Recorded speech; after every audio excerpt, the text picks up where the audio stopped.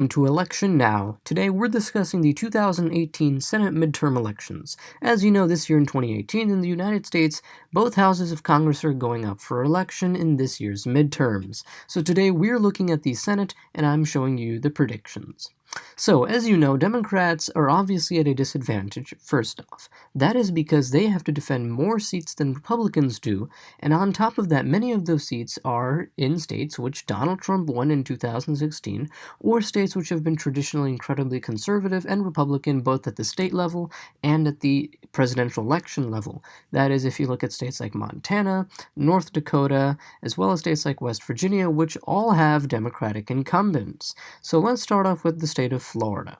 Florida is going to be a very tough race, and this really could go either way. And really, frankly speaking, I wouldn't be surprised. The Florida Senate race is between Bill Nelson, who is an incumbent Democrat. Now, Bill Nelson has been here for quite some time. Bill Nelson, I believe, has been here in the Senate since the 70s, and he's more of a rare breed of the Southern Democrats. Now, I'm not saying he's a Southern Democrat of the 19th century who were racists. No, of course not. But Bill Nelson is more of a centrist, he has some conservative views, and frankly speaking, with a very polarizing atmosphere, and with Florida being a state that's having a ever-so-growing minority population and a very diverse electorate now, I think that Bill Nelson is poised to lose. One, that is because he might have fractured support from within the Democratic Party, which is going to view him as someone that is not up to the current standards of, say, being an ideal candidate such as a female from a minority background, who is much more further to the left. And many of the polls are also showing Rick Scott, the current governor of Florida, who's going to be challenging him in that race, ahead in the polls. So I think that we can show Florida as probably leaning to the Republican side. If we look at West Virginia, I think that Joe Manchin, who's the incumbent Democrat, will be able to hold on to this seat. The reasoning behind this is that despite the fact that it is a pretty Republican state and a reliably conservative state, the thing that West Virginia is, it does have some Democrats at the state level. And Joe Manchin is one of those Democrats that's incredibly popular with even traditional Republican voters in coal country.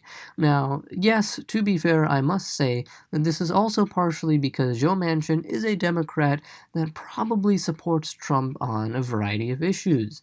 In case you didn't notice, it's those small subtle things like when he stood up and actually clapped for what the president said during his State of the Union address, as he has no choice but to actually back President Trump sometimes and break way with his party.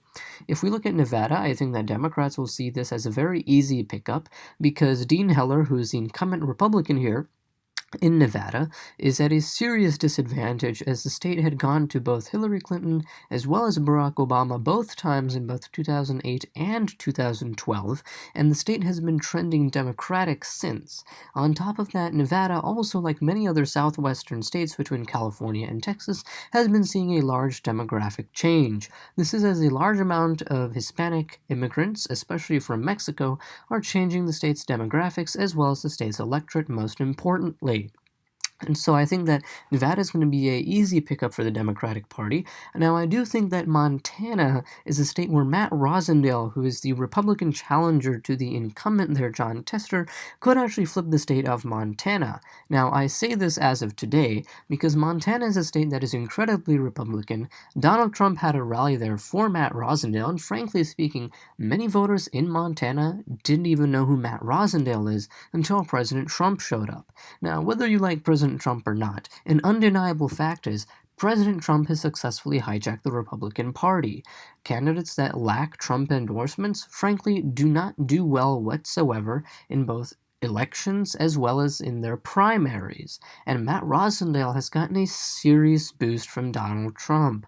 I do think that the same thing can be said about North Dakota. This is as Heidi Heitkamp is a very vulnerable incumbent Democrat. Now, I do think that Heidi Heitkamp has lower chances of winning her election than, say, John Tester in Montana, mostly because he has been there for a longer time and has a more reliable voter base, whereas Heidi Heitkamp can easily be outdone in terms of spending by her party, and also the North Dakota Democratic Party is relatively small and lacks the same level of infrastructure as their opponents. If we look down at Arizona, I think that Arizona will see a Democratic gain this year, and the reasoning behind that is that on the Republican side, the seat is going to be, the candidacy, freely speaking, is really going to be incredibly contested. This is as they have many Republican hopefuls, one of them being former Maricopa County Sheriff Joe Arpaio, who is very notorious for what he did, but he was pardoned by the president. I think that if they do manage to get him, because of his former actions in the past as a sheriff, I think that will be a serious detriment to the Republican side, and I do think that it is seriously split. So he will also split the existing Republican voter base, and because the state had 2 Republican senators for a while, I think that the anti-incumbency effect is really going to work against the Republicans here in Arizona. If we look at Missouri, this is probably going to be one of the tightest races of the year. Now, if I was simply going to base this off of polling data, I would say that a Democrat is poised to win. But based on what we saw from 2016, and based off of the lessons that we should have learned from there as election forecast creators, I would say that it could go either way, but for now I'm going to leave it in the Republican column. This is because that the Republican Party in Missouri is seeing a growing voter base that they can appeal to. If we look at a lot of the suburbs in Missouri, they're becoming increasingly red and increasingly conservative.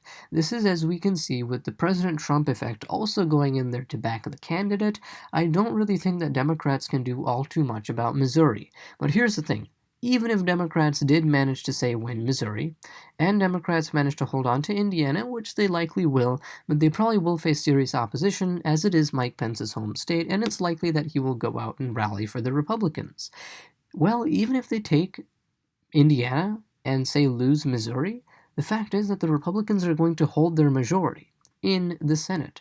Now, if we also go down here and look at Alabama, which is obviously not up for grabs, the thing is that Doug Jones's victory is so seriously going to play in favor of the Democrats, and it's going to make it much harder for Republicans.